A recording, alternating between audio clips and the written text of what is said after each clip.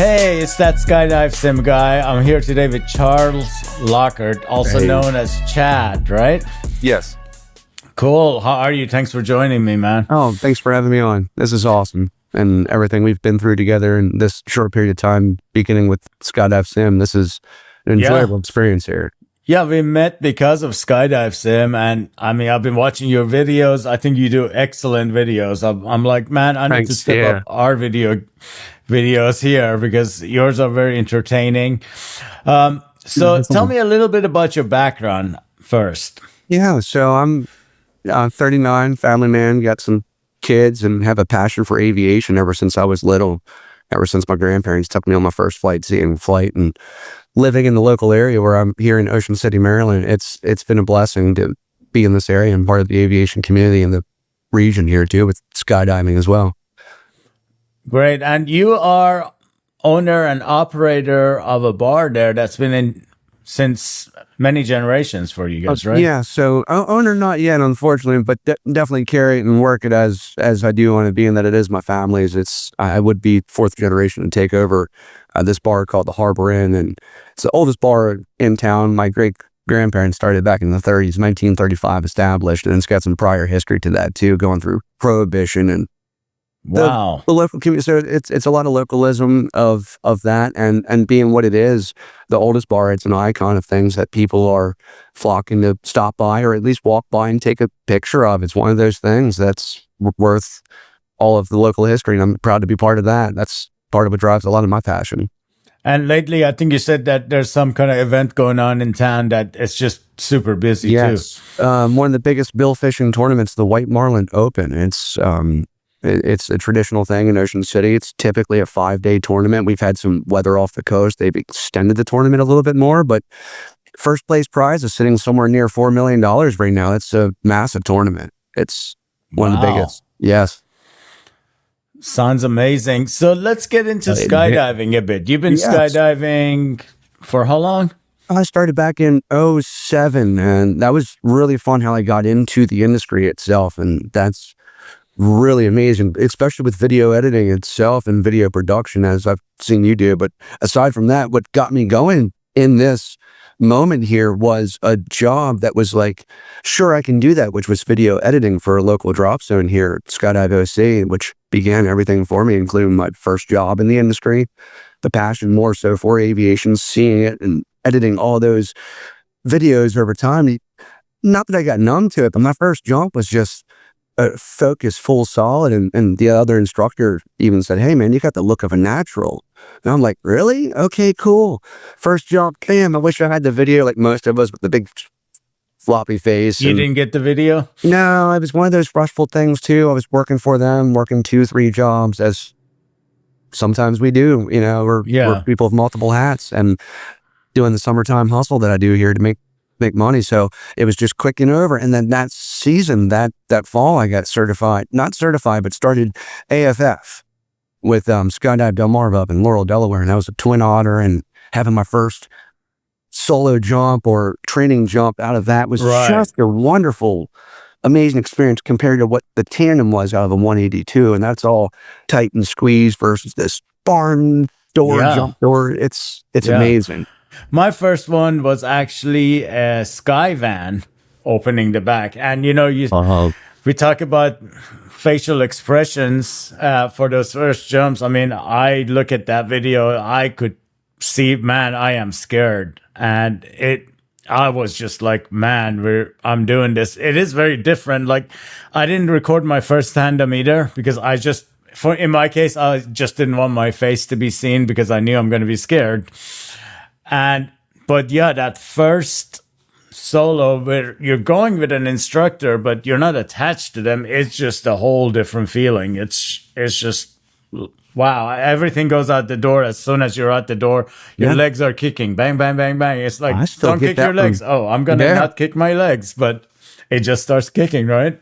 Did you kick as well? I'm sure I do. I still do it from time to time. I get that twitch snap leaving right on the hill, and it's that's why I still love it. It gives you that pucker effect. It's still that rush I get. It does.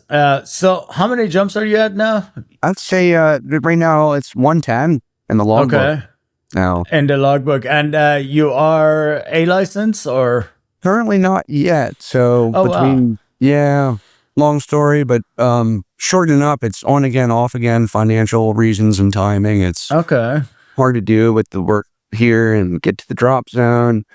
And luckily enough, going back to where my first job was at Skydive Sim, I was lucky enough to pick up an old student rig that they had around, and I was able to get fit for that. Essentially was lent or given my first rig and just had to pay for the extras, including the Cypress installment. Oh, wow. Okay. Yeah. So that was a sheer blessing to have a really good first start in the sport and doing most of my jumps on that rig. It was a student rig. It still had the emergency or B-side instructor red handle. And a lot of my buddies joked around all the time, like, hey, we're going to fly up to you and pull that damn thing. They were trying to get me into other gear. And as it was, or where I'm at now, I've had to sell that and part it out. And that was through the transition of on again, off again. So you kind of, I think you probably have the record of still being an AFF and having the most number of jumps, because you're kind of on and off. I guess you go out of being current, and then you have to do a jump again, and then try to continue on. And you said 2006 or 7 when you started. 7. It began November, so I cleared AFF like right away, all 7, and as they call them, levels 1 through 7 at the time. Okay. So Okay. now it's like A through, it's like alphabet. I see. Which I see. Okay, so you did the first 7. That makes more sense actually too. So under that clearance for self-supervision is where the gray area began. Yeah. Okay. Began in a way where I was doing jumps with some other people, and or two, there either wasn't someone saying absolutely no, which became as time progressed on. So where I was jumping with someone I should be equivalent to with the license, if I just had my A at 25, came back, did a refresher jump, good to go, everything would have been fine. It was just under, I guess, a net of knowing people or feeling that vibe too, like trusted or something, and then doing a lot of jumps with instructors there too, and or on the jump with us. So I might be jumping with the A license 40, 50, 60 jumps. Whoever it was said, this is okay, or maybe not said. Maybe they didn't know I didn't have an A license. Maybe that's part of it too. I see, okay. I tell them how many jumps I have. I didn't say if I'm A rated. Yeah, nobody actually asks, right? They just say how many jumps you got. Feel a little bit of an outlaw, like it, going under the radar, but at the same time, I'm sitting there getting my charge on, everything's going okay, until things began to get a little bit sloppy, because once you get to that level, I think I've got it, you start making mistakes if you don't have any training where I did, or decide to progress along with a lot of coaching, the, other proper installments, constant jumping, the whole 9 to stay current. It's almost like driving or riding a bicycle. People say it's like getting back on the bike. It's really not, Yeah. I mean, when you go for a long layoff, I've been overseas for up to a month and come back and try to drive a car, and both of my hands are back on the wheel like I'm 16 years old again. Yeah. So like much like going out of the sport, coming back into it, there's certain things that I'm okay or somewhat maybe natural. Maybe I don't know, and I'm still in that, I think I can, but need fine-tuning of things, which I've been told so far. Yeah. And that's my approach now, coming back into the sport, doing some jumps and getting back into it this summer. I'm trying to take the step back, treat myself like an AFF student, and try to come back into that mindset and just sit around and listen and not hurry. Not hurry just to make a jump. I want to make every jump worth it, part of it. And back to the Skydive Sim part, this is where this has charged me this summer, back in the spring, getting into it, working with Brian Romani. He's the one that I reached out on a YouTube post of his showing this, and said, hey, why don't you come over to this game I'm trying, which was Microsoft Flight Sim. And I was having a hell of a time with the power paraglider over the Matterhorn.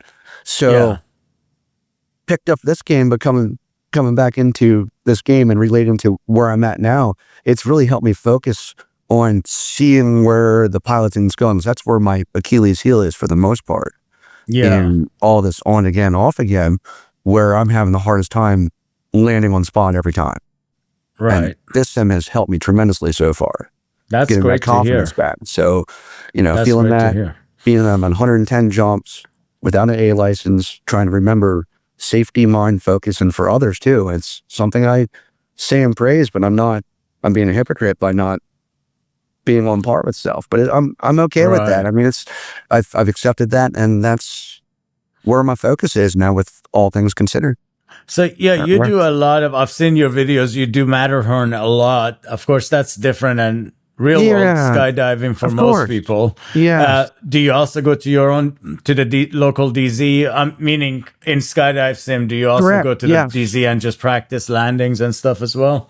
I have a few times on those moments, especially if I'm about to do a jump, or for example, over at Skydive OC, after I've got certified there, or back in 07, relating that back to where I've had solo jumps at OC, and I've landed off and had bad landings, where I've taken Skydive Sim and used that to redo it in different configurations, wind, canopy settings, just to see if I'm hitting the proper spot, because it's a real tight spot there. You have to land in that grass patch there at their airport, because it's what they're assigned to. Is it a small area? Well, it's more... It's congested airspace. You have banner planes flying in Ocean City. The airport's a municipal airport with heavy traffic, including what I said before about White Marlin. You have figures like that bringing their jets through, private planes, everything else. And Skydive OC itself is a tandem operation only. Oh, okay. So not anyone can just show up and jump solo there. It's right. It's not going to happen. You know. Right. Makes sense. Yeah. Yeah, a lot of drop zones, they focus on tandems because that's, it might be the landing area. I know near me, Skydive Galveston, for example, they allowed D-licensed skydivers to jump there. It's all beach landings, which is awesome. But yeah, I mean, they have to be very careful because they're primarily doing tandems as well. But they allow us to go, which is great. But I can understand why they don't want just anybody going in and there's no land off either. Yeah, no, there's really not. Yeah, you got the water, maybe the beach if you make it over that way, but you're really out of the free fall funnel. The funnels over the airport. The beach is way over there. But it's one of those things where I've landed off up to a mile and a third doing a high pull with a student canopy. One of my favorite jumps I remember. Yeah. It was one of those things. I'm flying, I guess it was somewhere near a 210, and the uppers were just blowing us. And we had a good cloud deck, and this other guy, he's flying, I don't know what it was, a 140, 150, and somehow I'm just banging into the risers, the whole front risers the whole time, and to keep up with them, spinning and trying. I'm just hurting myself. My legs are, and we pulled pretty high and jumped 13.5 and probably 4-second delay or somewhere close to that. What's your wing loading on that canopy you're talking about? Oh shoot, that's probably near 0 point something, very, very floaty. Oh wow, very slow. Okay. Yeah, student rig still, always. It's okay. I've been with the canopy that was given to me in the beginning from Josh Dolan. He hooked me up with that. Got me going with that, and flying all the student rigs I've been renting so far since I'm without gear and being very floaty and on the canopies. But no wonder you're always in advanced and the extreme one in Skydive Sim. You're making up for it in the sim, right? The expert. Yeah. You're just, every time I see, you're just cranking.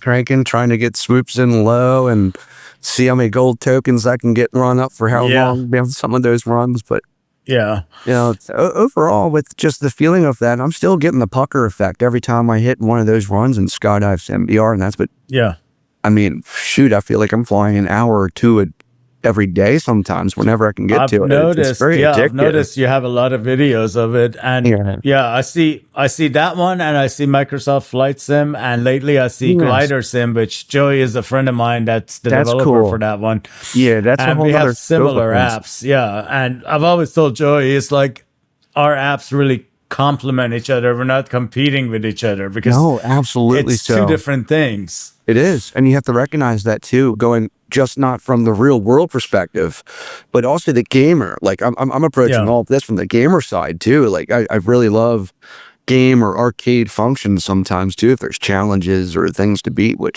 But going into that in Skydive, that is what it is. It's a glider sim. If you've ever looked up powered paragliding, that's an interest of mine after securing skydiving down to a science of sorts, to where I'm fully comfortable, got my gear, boom, things are Right. good, maybe move over to power paragliding for my area, being that we're Have you flat. actually done it before or no? Paragliding? No, not at No. all. No. And no, nothing like the skydive, and that's it. And been on a couple plane rides, not non-commercial, either Yeah. private or including all the skydives too, where I've had to land in one plane once. That was a memorable Yeah. moment. You had to land the plane? Well, but not myself. No, although another story about that, including Microsoft Flight Sim. I'm that guy with 13,000 hours. I stop by the cockpit every time and let the pilots Oh, know I'm sitting wow. in the seat. I'm kidding. I think about it. I don't really bother them with that. No, hell no.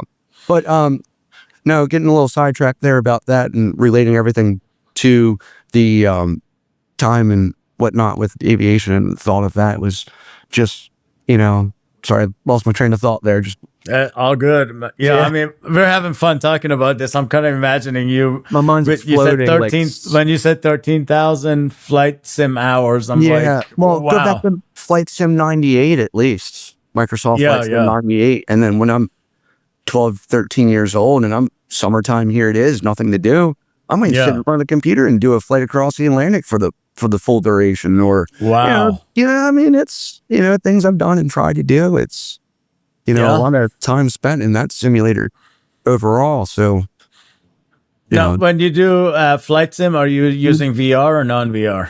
way prefer VR these days. It's so immersive, especially with the 2024 version of Microsoft. Yeah. It's so immersive and everything too. Just VR in general. I don't really like going back to panels too much to play games. It's not there for me anymore. The rush, the immersion. Yeah. I've done Microsoft Flight Sim 2020, and that's when they first came out with the VR. And it's really good. I mean, it is a whole different game, if you will. It's, it's wanting to go land. I would just turn around and look at where the airport is rather than trying to use the mouse to turn around and look how far you've gone. It makes all the difference in the world being able to just have that immersive experience. So it makes it a lot more fun. So with the 2024 version, you can be a jump pilot in the in the I've missions. heard about it. Yeah. So if you go free flight, which I prefer to do over the missions, you can't get the jumpers to leave, and there's no way for you to leave either. There's no physics to allow you to jump and use a parachute in that game. So that's where the power paragliding in the game, with having a parachute rig and most of the things I've posted along the way with that, it's flying the Matterhorn the same way I would in Skydive Sim or any of the other sims. Like, well, just those three right now, Gliders, yours Sim, here, and Microsoft are the only three major games when I've got time to sit down to play. I'm logged in. I mean, right behind, I've had this throttle HOTAS system called X52 SATAC. Yeah. I bought that back in 2004 out of a Maximum magazine. How much of a tech dork I am. Yeah, all the pretty girls, and here it is, the little itty bitty, here's the X52 for $120. Go ahead and buy it today. And boom, I bought that. So it's the same setup that I've had since, and my best hardware investment as far as PC gaming or any of that goes. It's solid investment. Yeah, I can see you got the setup behind you for sure. With the VR and everything else too. Now I don't use it for Skydive Sim or Glide or nothing. No, the hand controllers are way better and way more responsive as far as the controls go compared to trying to do this on Microsoft with the glider. It's not there for me as a skydiver for getting into focus of what I know in the real, keeping that. So on the Microsoft Flight Sim, the glider, you have to use the controllers on your table, or you can still use the controllers of the Quest. I think you can use both, but where it is for all the other buttons and functions that I may need during a normal flight in the Cessna or something on there, I need all those buttons on there and all the combos. It's a ton of buttons on that thing for ear flaps, trim, all that to make it work for me visually, as far as the approaches. And when I do fly that, I really wish I could mix in what I said, being the pilot. And if I want to jump out the thing with a parachute rig, that would be pretty cool. So with all the recordings I've been doing, I'm trying to splice together those segments from maybe all three sims too, somehow, maybe, or at least through Microsoft and Skydive Sim, blend that together in some kind of view. And so then, you fly the plane and then cut to you jumping around something the area. Like that. Yeah. Where I've seen Brian posted up Real World and Skydive Sim over somewhere. He does a really nice job with this. Yeah, exactly. You know, as far as the editing perspective is going, blending the virtual and real, if you want to stay on left and use these sims for real world procedure, which is hands-on. All three seem to be on point.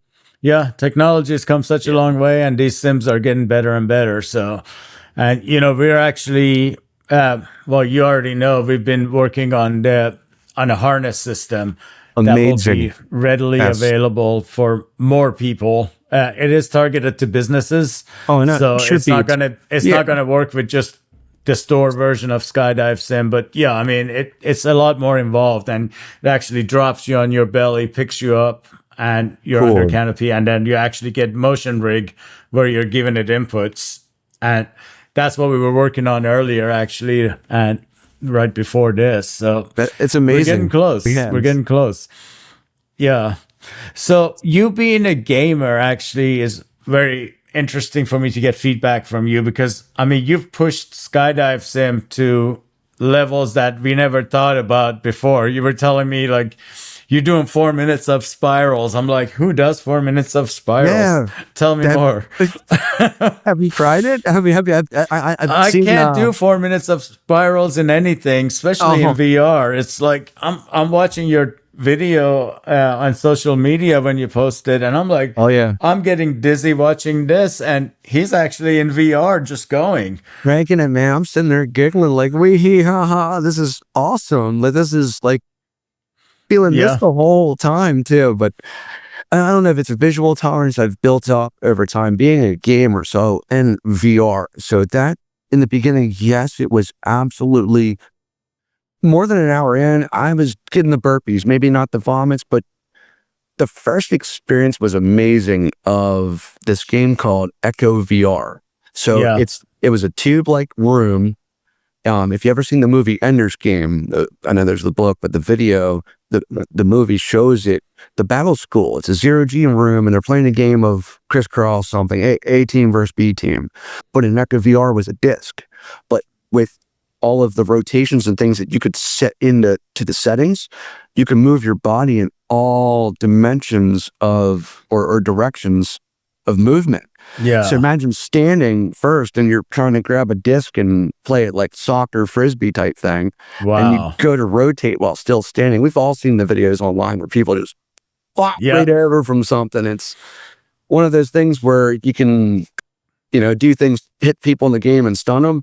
I've reached up to uppercut and smashed a ceiling fan light and had the glass shards over. I've had the full experiences of gaming mishaps and the hands into the wall, knuckle bleeding. It's Do you now still stand and play, or do you sit and play? Mostly seating for all of the aviation stuff. Steering. I do like shooters in general too. So like if I can have like jumping out and playing skydiving down with my you know, my wannabe paramilitary or something, and go into a game like that somehow.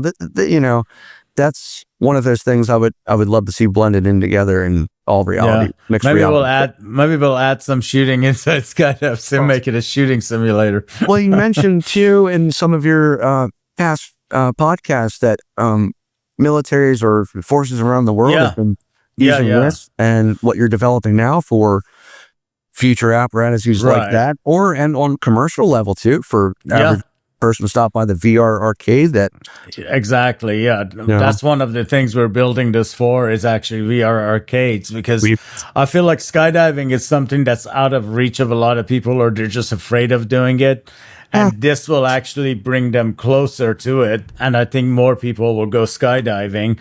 I also had a DZ in Germany. We talked a few months back, and they were saying they would be very interested in having a full rig at their DZ, not necessarily to even teach students on, but because they have so many people that go in there to watch their friends, and they don't want to go up, but they would try something like this on the ground.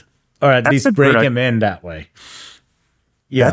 That's a really good investment. Plus, you might get a good return back on that too. You know, Yeah, that's the idea. Hey, looked okay there, and let me see if I can try the real thing. Boom. Exactly. Yeah. I mean, it kind of gets people going. I've been working on this, I want to say since 2019, worked with many different devs, and a lot of them have gone skydiving after working on Skydive Sim. There's one that's actually a licensed skydiver now. I see his videos. I mean, he's gone all out. He's full-time, not a full-time skydiver, but he's a fun jumper. And, it's great to see that, He talked to me actually before going to get licensed. He had a bunch of questions. We talked about it. And Sure. yeah, and I mean, it's great. It's great seeing him. I mean, it's life-changing, like It is. like everyone says. Yeah, so I mean, you become a different person after you skydive. Yeah, and that's good, and that's okay for some. My wife's not the biggest fan of it, so No, has she ever gone? Has she ever done a tandem? So yeah, I met her when I did. I found skydiving all at once. She has not been on a jump, but I did get her to ride front seat on the Otter on one of my jumps. Okay. She wasn't happy when she got down. Really? Just being on the plane wasn't happy? Oh, because the way they bring it back down, huh? It's like a roller coaster. Unnerving for her. Yeah.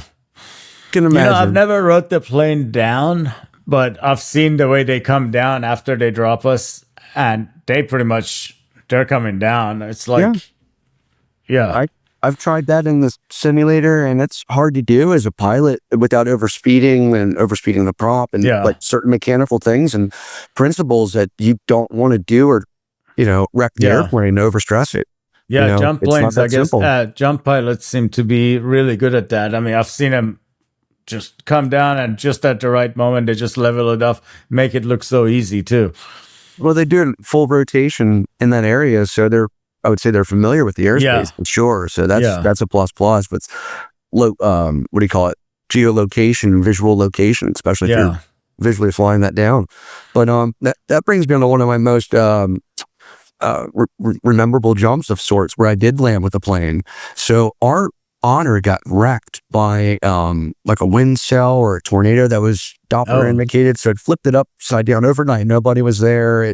Nobody hurt, just the Honor. Yeah. So it had severe damage done to it. And so I think Skydive OC and someone else had lent a plane, or they had a Cessna there as well.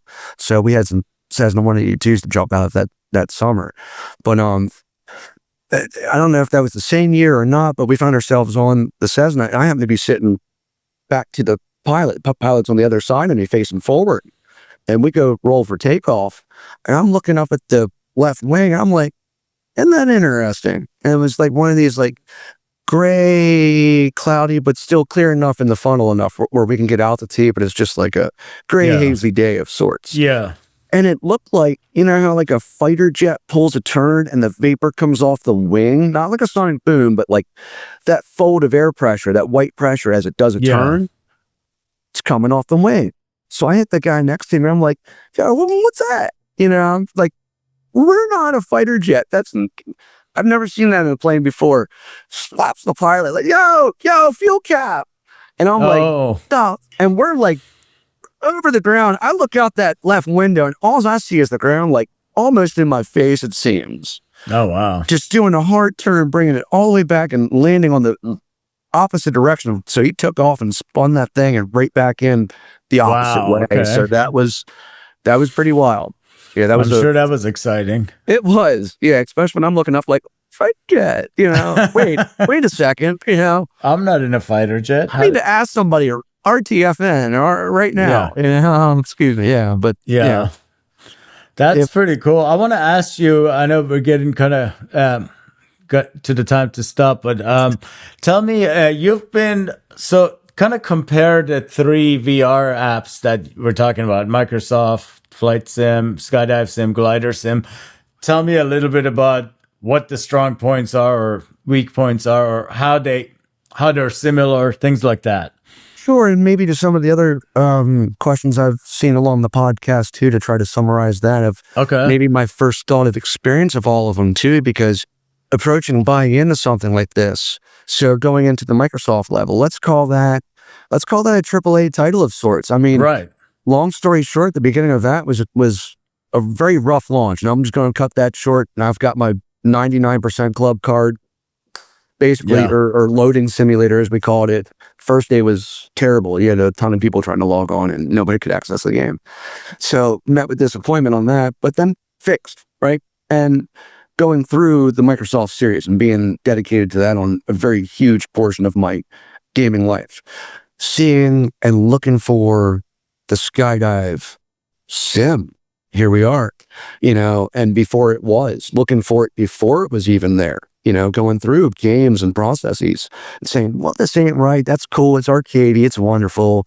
Looky there. Like even back to what was it? Pilot Wings on Nintendo 64 or something, you know?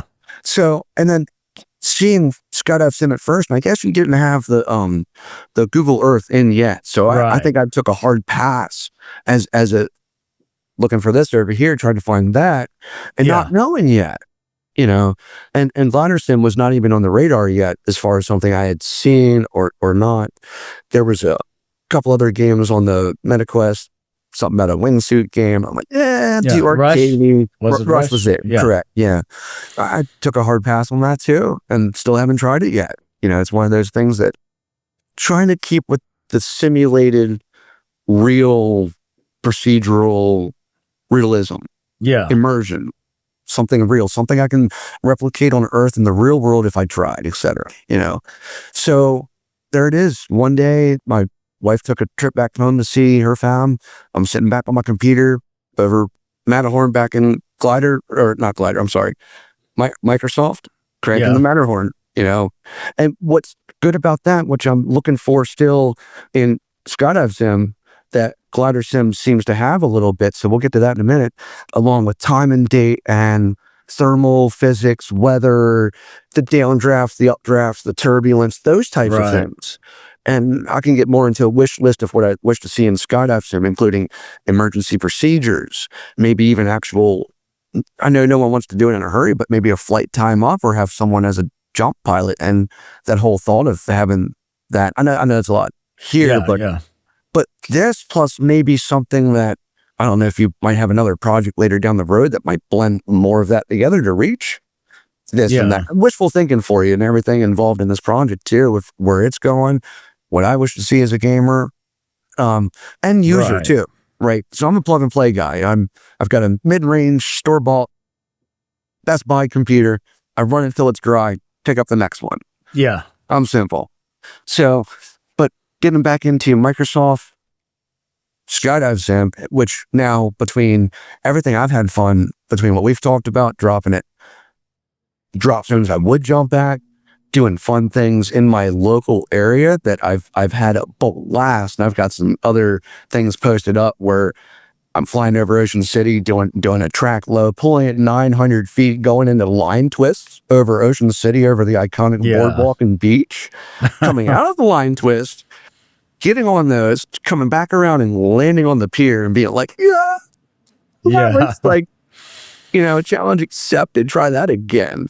But at the same time, it's also keeping intact too of maybe when like crashes and things and everything that's the physics of and the fun in Skydive Sim VR, it doesn't distract me from the real world. So, and I don't think it does. Everything I've used it for and going into and going back to the beginner canopy, the intermediate canopy, if this is what I'm going to be flying when I go. So when I was practicing most of my landings at Skydive Chesapeake is where I'm at now. That's my closest fun drop zone.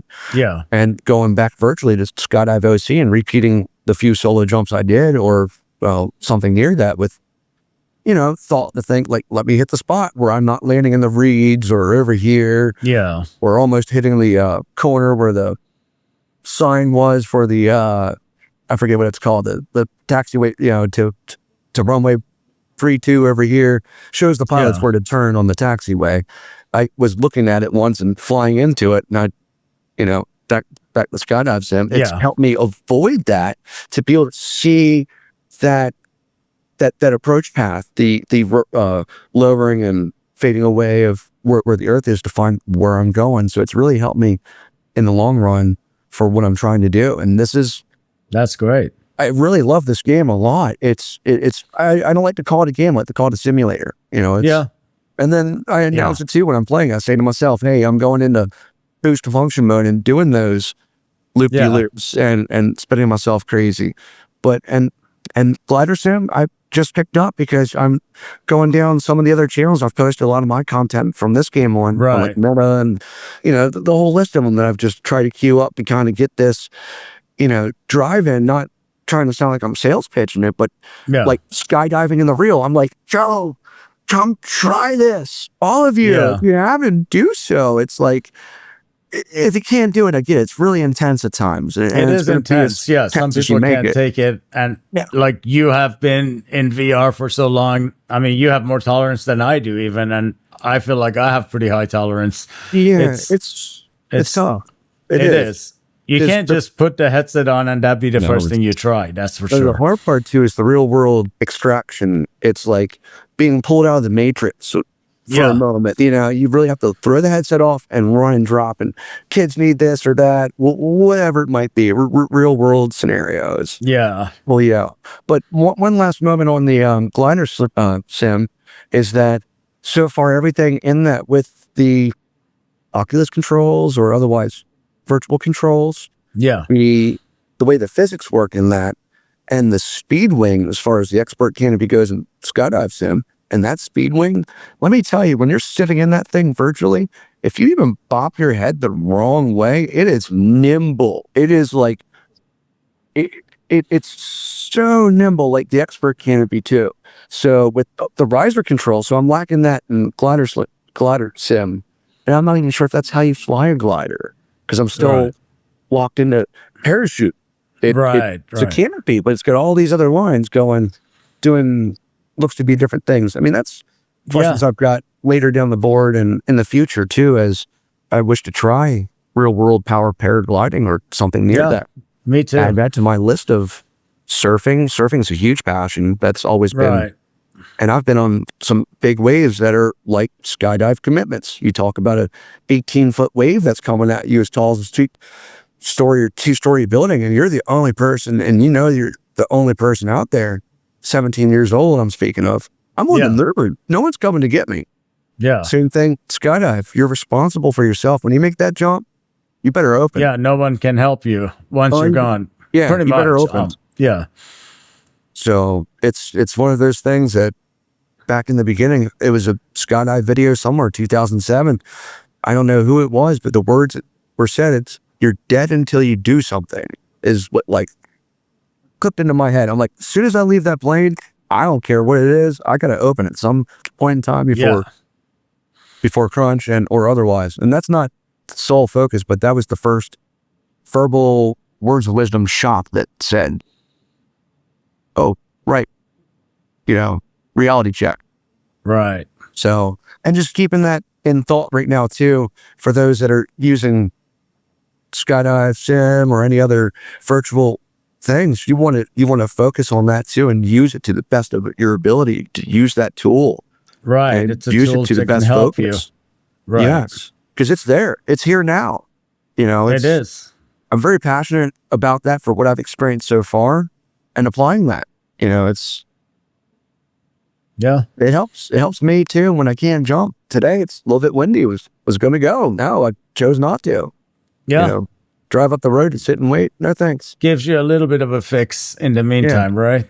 Yeah. Yes, it does. Yeah. I'm actually like a little bit in my head. I'm like, damn, I didn't get to play today. But it's one of those things. It's okay. I gotta run and get the kids here too. And well, we got to talk, which is pretty good. I've been wanting to have this talk for a bit and kind of have you on the show. So I'm really glad we took the time to do it.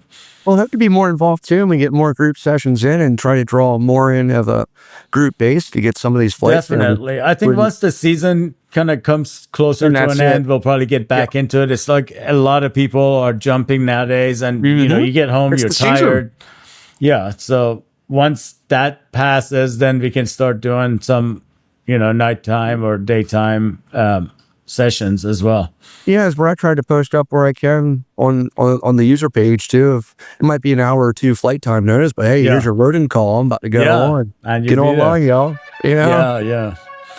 All right, cool. Well, it was great talking to you, and I'm sure we'll be talking a lot more. Oh, absolutely. Yes. Have a great rest of your day. You too, man. Thank you. Take care. Amen.